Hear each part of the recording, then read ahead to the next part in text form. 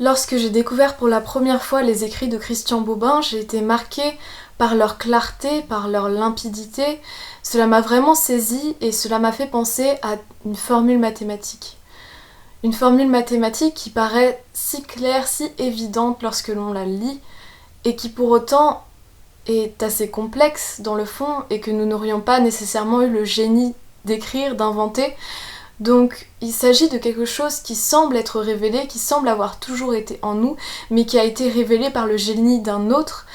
Et c'est cela que je cherche une forme de formule poétique, mais je sais très bien qu'il ne s'agit pas juste d'une formule poétique froide à plaquer sur le monde, mais plutôt d'une posture, d'un œil poétique.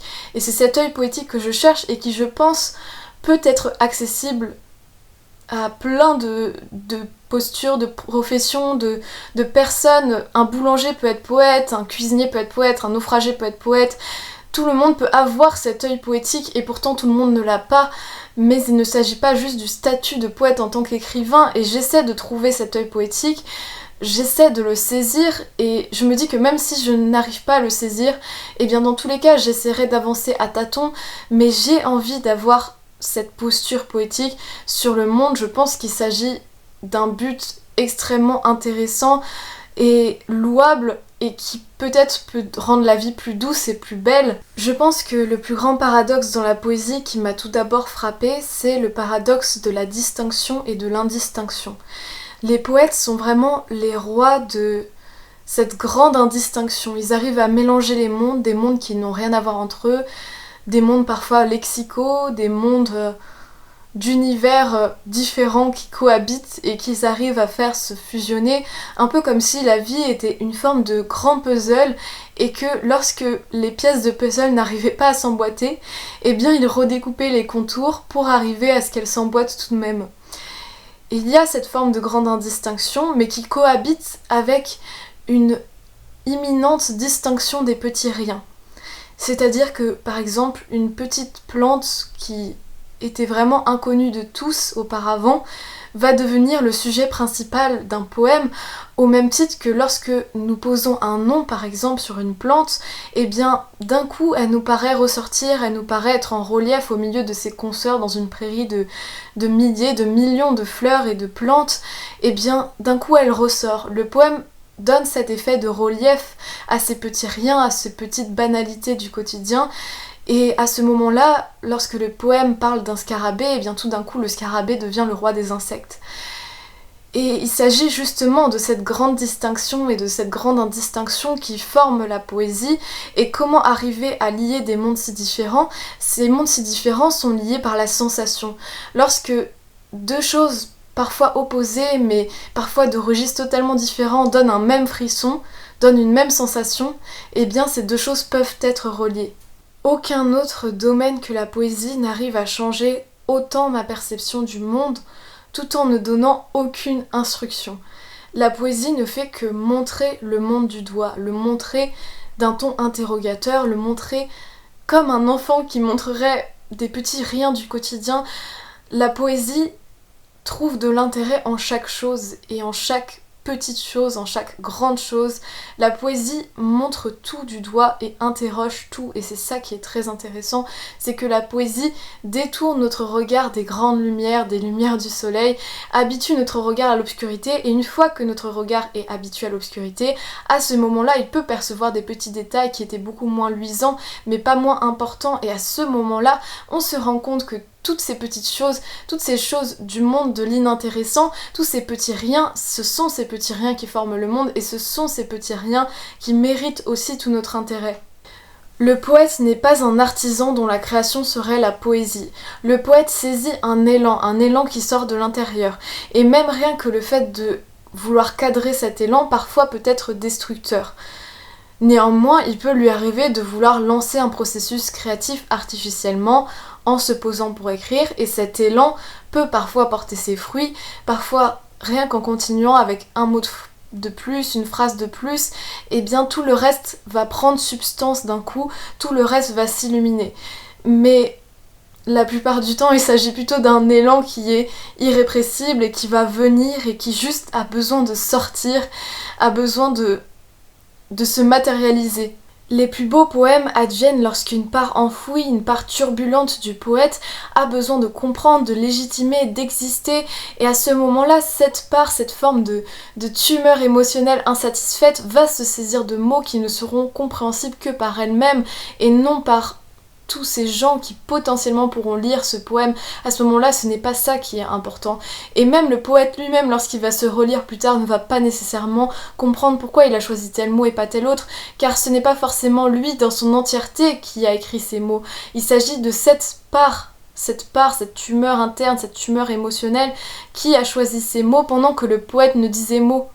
Le poète doit savoir se faire monde et doit accepter la solitude pour arriver à laisser un espace autour de lui qui lui permettra une expansion de son monde. Il n'y a pas de petite solitude, au même titre qu'il n'y a pas de petites amours. Il n'y a que des grandes amours, au même titre qu'il n'y a que des grandes solitudes. La solitude du poète est une solitude bien particulière qui lui permet d'étendre son monde, de l'étendre le plus loin possible et d'arriver à appréhender le monde avec une certaine forme de gravité. Mais une gravité qui ne doit pas être systématiquement pour s'auto-plaindre, s'auto-flageller, une gravité qui pose plutôt un certain œil pour le monde, qui permet de vivre le monde à travers une forme d'intensité. Arriver avec sa petite pipette poétique dans le monde de la légèreté et y incorporer quelques gouttes de gravité. Par exemple, les insectes ont leur tragédie, ont leur drame, et il n'y a que les poètes pour le voir. Et dans le monde de la légèreté, il faut incorporer de la gravité. Mais dans le monde de la gravité, le poète se doit à l'inverse d'incorporer de la légèreté pour qu'aucun sujet ne soit pas abordé à cause de sa pesanteur et qu'aucun sujet qui semble superficiel, léger, ne soit pas abordé à cause de cette superficialité.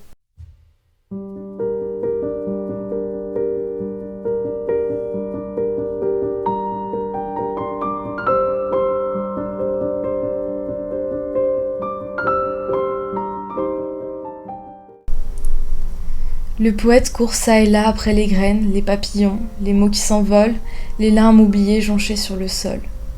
Le souffle de ce vieil homme mort dans l'indifférence. Il attrape, ramasse, contient et ramène ses trouvailles aux yeux du lecteur. Il pleure les oubliés, rit avec les enfants, miaule avec les chats. Le poète est l'ami de tous malgré la solitude qui le condamne.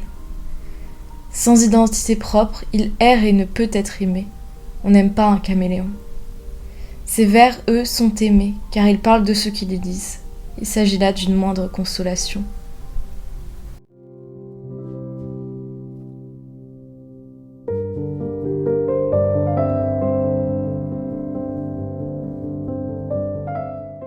Je voulais également parler des interférences créatrices et anti-créatrices, car lorsqu'un artiste est dans une pulsion, une envie créatrice, eh bien selon son type d'œuvre, selon le type d'œuvre visé, les interférences n'auront pas la même valeur. S'il s'agit d'un type d'œuvre qui nécessite un renfermement sur soi pour essayer de saisir un certain monde, eh bien comme un roman par exemple, comme une œuvre d'art très grandiose et réaliste, cela nécessite un enfermement dans une certaine bulle qui exclut de facto un certain nombre d'interférences externes comme des passants, comme un insecte qui passerait, comme n'importe quel bruit qui pourrait interférer, et des interférences internes comme les pensées intrusives.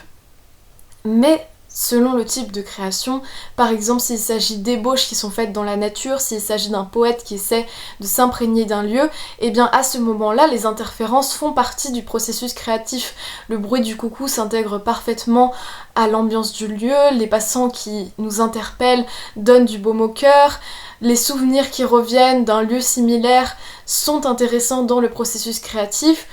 Selon le type de création, les interférences n'ont pas la même valeur et pour un poète, les interférences font la part belle de sa création et sont même nécessaires. Certains artistes ont besoin de créer une bulle qui les enferme pour arriver à créer. Le poète, pour lui, sa bulle, c'est le monde et il navigue dedans avec la fluidité des mots. Pour ce que je vais dire ici sur le sentimentalisme et la sensibilité, je vous invite à aller voir la vidéo de Ralph sur le sujet que je mettrai dans le petit i, qui est extrêmement bien tourné, avec des mots bien choisis pour le coup. Et je pense qu'un poète n'est pas là pour étaler sa gelée sentimentale sur une feuille. La poésie est là pour élever, elle n'est pas là pour être un tiroir à émotions débordantes. Et parce que tout le monde a déjà écrit un poème sur un thème d'amour, sur un thème de recherche de sens, etc., il s'agit des poèmes les plus difficiles à écrire, car on tombe trop facilement dans l'écueil du sentimentalisme. Et le sentimentalisme est un petit peu comme une lumière qui serait trop vive. Une lumière trop vive qui nous empêcherait de voir toutes les petites lumières extrêmement faibles qui sont autour et donc de voir les détails de l'existence. Comme si vous ne voyiez que la lune et que cela vous empêchait de voir toutes les petites lucioles qu'une personne sensible verrait et qu'une personne sentimentale ne verrait pas, car elle est débordée par l'intensité de ses émotions internes. Ce qui fait qu'elle est toujours auto-centrée, toujours centrée vers son monde interne et ses émotions internes, et qu'elle ne peut pas percevoir le monde car elle est débordée par cette intensité d'émotions. Et pour être sensible, à l'inverse de ce que tout le monde répète sur les réseaux sociaux, dans la vie quotidienne, être sensible, ce n'est pas ressentir les émotions de manière extrême. Être sensible, c'est être attentif aux petits détails, être attentif aux petits changements, être attentif aux petits riens, et ce n'est pas être soumis à des émotions extrêmement fortes, au même titre qu'un outil qui est sensible. Un outil sensible permet d'apprécier tout le panel de petits détails qui peuvent être mesurés. Un outil qui ne serait pas bon dans l'échelle de la sensibilité, ce serait un outil qui n'arrive qu'à mesurer qu'un certain type d'expression, car il n'est pas assez sensible justement aux multiples valeurs qui peuvent composer ce qu'il mesure. L'outil qui n'est pas assez sensible, eh bien, ne mesure que les grosses valeurs ou que les petites valeurs. Il a un problème de sensibilité et donc cela veut dire qu'il n'arrive pas à saisir toutes les petites nuances. Et c'est ça le fait d'être trop sentimental, c'est ne pas saisir les nuances parce que nous sommes accablés par des émotions qui sont trop intenses. Et donc les personnes qui se disent sensibles alors qu'en réalité elles n'ont que des émotions très intenses sont des personnes qui sont sentimentales, et ce n'est pas la même chose, et plutôt qui sont dans le sentimentalisme. Parce que être sentimental ce n'est pas exactement la même chose, ce sont des personnes qui sont dans le sentimentalisme, dans l'émotionnel intense et non dans la sensibilité. Un point très important concernant les âmes curieuses et la poésie du monde, c'est de vouloir arriver à bout de certains questionnements existentiels sans en avoir encore la maturité. C'est-à-dire vouloir chercher à tout prix des réponses, aller les chercher peut-être chez des personnes plus sages, plus âgées, mais ces réponses vous paraissent être comme des coques vides, tout simplement parce que vous n'avez pas encore la maturité de vivre ces réponses. Et ces réponses, tant que vous ne les avez pas vécues, n'ont aucun sens. Ça ne paraît comme être des paroles vides, des coques vides. Et donc à ce moment-là, laissez ces questionnements, laissez ces réponses potentielles qui vous paraissent vides dans un coin de votre esprit, dans une chambre fermée, et lorsque vous entendrez toquer de l'intérieur, réouvrez cette chambre et re-questionnez-vous.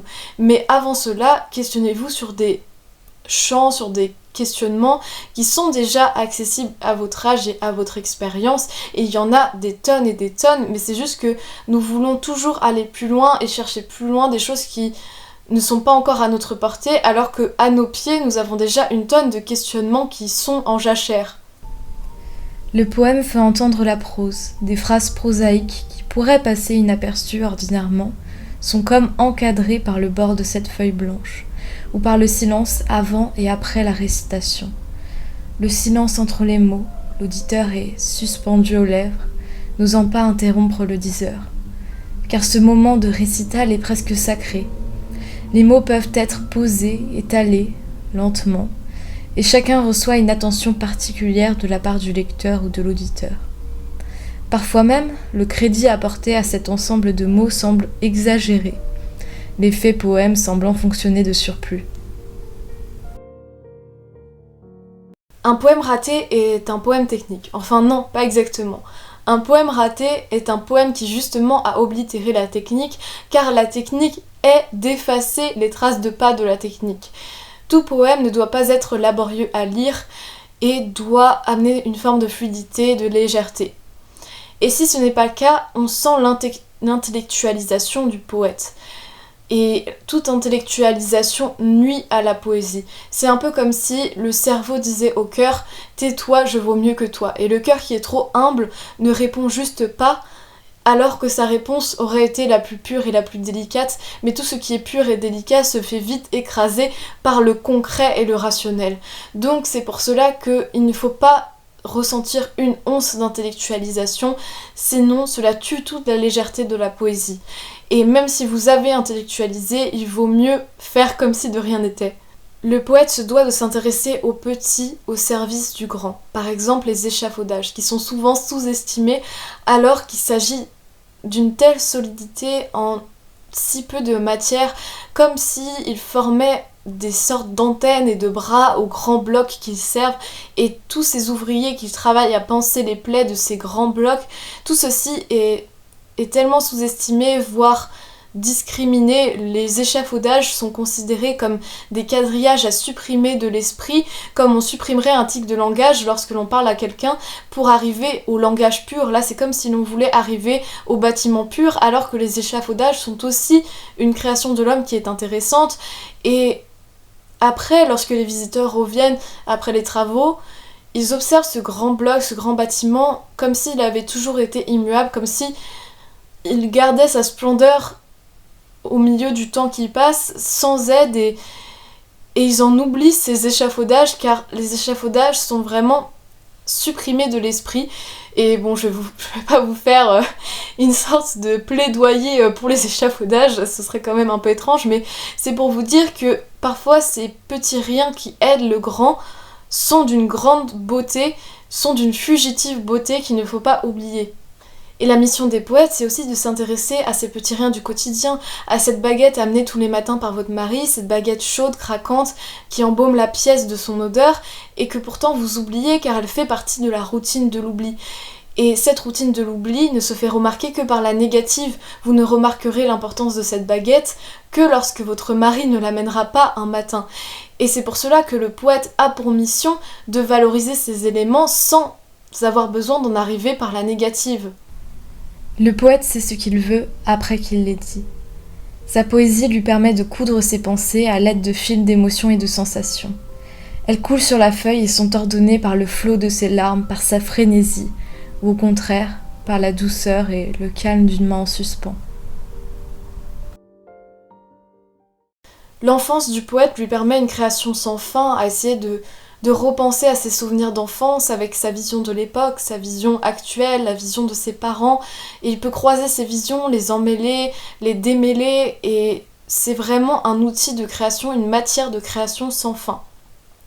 Et aussi le fait d'avoir un enfant permet de redécouvrir la vie avec un œil neuf, un œil nouveau, car les enfants sont les plus grands poètes finalement, et à travers leurs yeux, un soleil devient un cornet jaune sur une feuille, une voiture devient un carrosse, le papier bulle devient vraiment la chose la plus intéressante que le cadeau qui est à l'intérieur. Et justement, c'est cet œil d'enfance, cet œil qui est émerveillé, qui nous permet de faire un cadeau qui est vraiment incroyable à ses parents, c'est de repointer le monde du doigt avec un regard nouveau, un regard neuf et émerveillé. Et c'est vraiment un cadeau qui est inestimable. La plus grande sagesse de l'enfant, c'est aussi de pouvoir offrir à ses parents une certaine forme de relativisme qui permet un œil poétique. C'est-à-dire que pour l'enfant, le fait d'avoir fait tomber son carnet glace, le fait d'avoir écrasé un escargot, c'est de la plus grande des gravités, alors que pour les parents, ce n'est pas forcément grave. Et donc l'enfant permet de remettre sur un même plan un certain nombre d'éléments qui ont été hiérarchisés par les parents. Et le but du poète, c'est aussi de déhiérarchiser, de réorganiser ses pensées. Il faut toujours sortir de la hiérarchie inhérente que l'on instaure au fil des ans et tout réorganiser. Et l'enfant permet cela. Être poète, c'est se faire nouveau-né, arriver à avoir cette rétine nouvelle sur le monde, avoir cette forme d'indissociation des choses, et où chaque chose a de l'importance, car le nouveau-né n'a tout simplement pas les mots, n'a pas les mots pour catégoriser, n'a pas les mots pour comprendre, donc il est dans une forme de confusion, et c'est arriver à rester dans cette confusion envers les choses, à cette confusion de cette grande indissociation qui est importante pour donner de l'importance aux moindres petits détails, arriver à saisir les moindres petits détails, il faut arriver à rester dans cette confusion qui est certes très inconfortable, mais ne pas se jeter hâtivement sur les mots, ne pas se jeter hâtivement sur cette compréhension qu'offrent les mots. Pourtant, le poète use des mots, donc cela peut paraître contradictoire, mais cela ne doit advenir que dans un second temps. Le premier temps doit être un œil neuf sur le monde, un œil empreint de confusion. Et cette confusion est tellement inconfortable que peu de personnes arrivent à rester dans cet état. Le poète doit-il uniquement parler de ce qu'il a vécu ? À mon sens, non. Le poète, en se glissant dans le corps des uns et des autres, vit et comprend des expériences universelles par procuration. Il sait extraire dans son vécu une épine plantée dans le cœur de chaque humain, dont il dessine les contours. Il ne dit pas « je saigne », il dit « tu saignes, et je le sais car je suis ton semblable ». Le poète ne propose pas de solution, mais il aide par cette prudence. Le poète ne dicte rien à son lecteur. Il révèle des parts de ce dernier. Les mots révèlent par une danse proposée au cœur. Et lorsque le cœur se laisse s'emporter, il se rend alors compte qu'il a déjà dansé sur cette mélodie. Il la dansait les yeux fermés.